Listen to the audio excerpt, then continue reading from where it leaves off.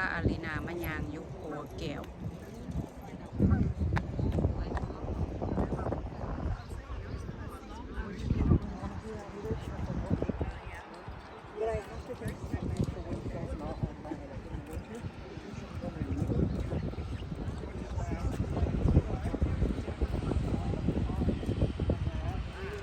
หัวแก้ว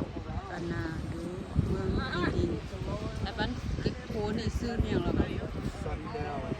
ซันเดลบริดจ์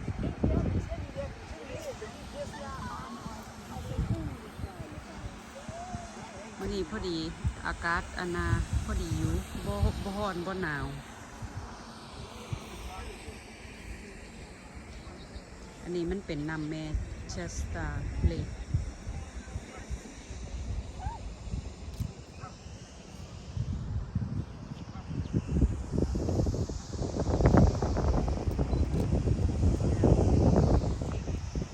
นี่น่าเสียหาย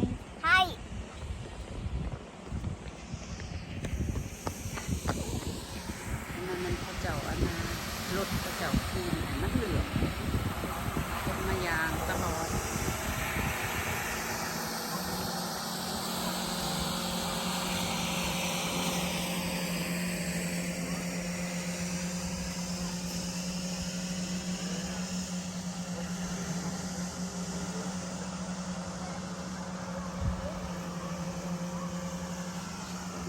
เข้าไปยางดู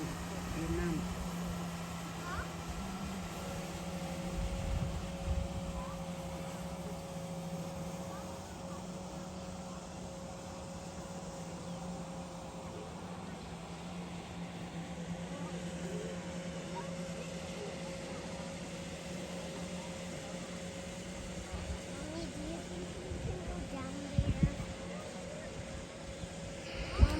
Yeah. Yeah, you wanna go? It's far away.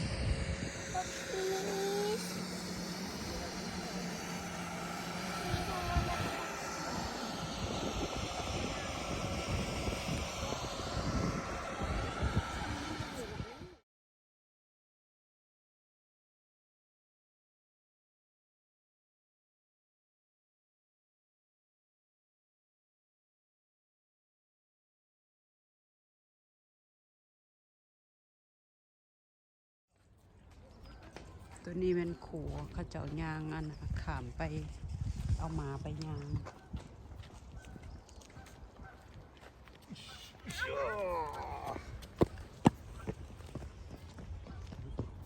ยางลงไปหาน้ำ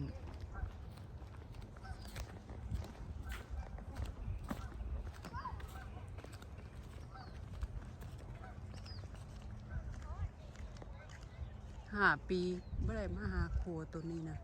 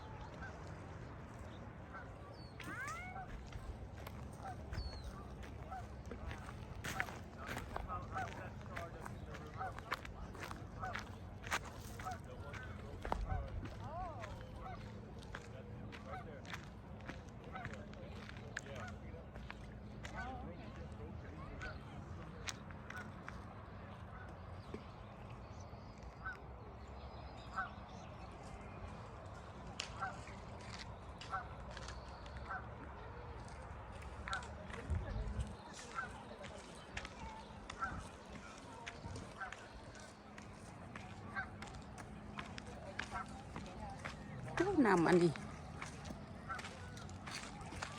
บักใสๆเอาปลามาปิ่งพันปลาอยู่นี่สิมวนแถว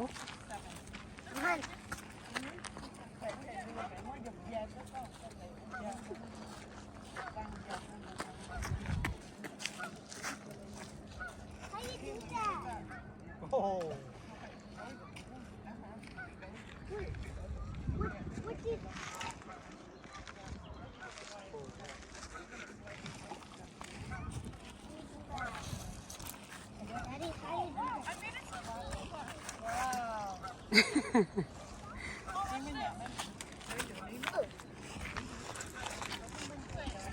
นนี้อยู่ทั้งลุมขัวอันนี้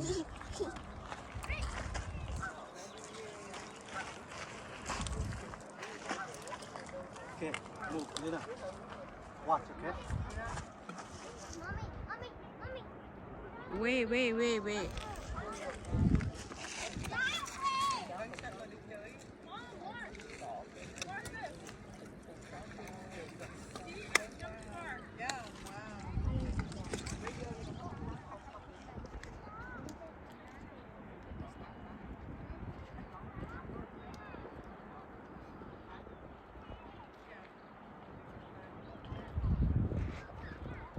ตอนนั้นมันเป็นขัวแก้วเขาจะเอาแก้วใส่บนห้อยาง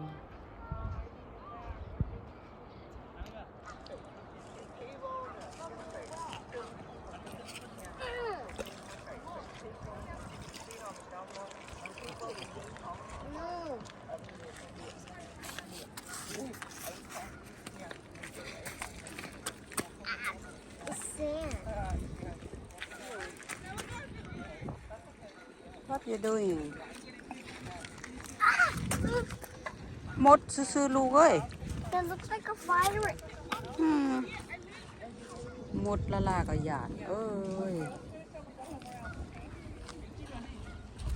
How you do that?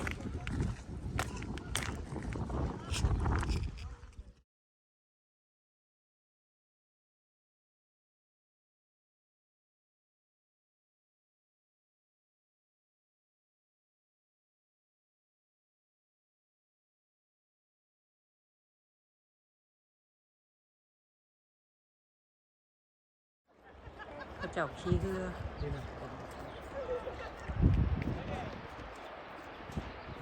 ขี้เรือพาย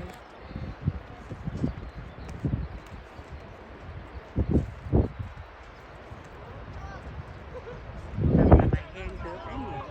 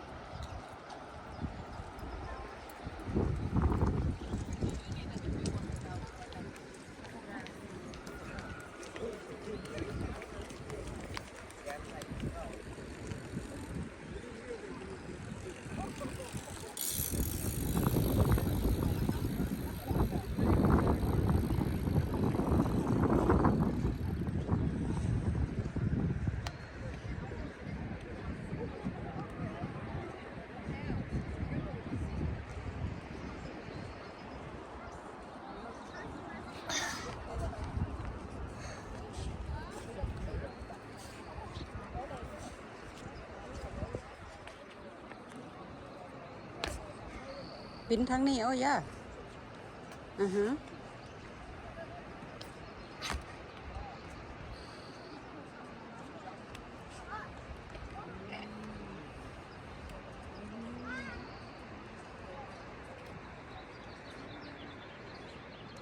อากาศงามเพื่อพระเจ้าขามไปทางนั้นล่ะ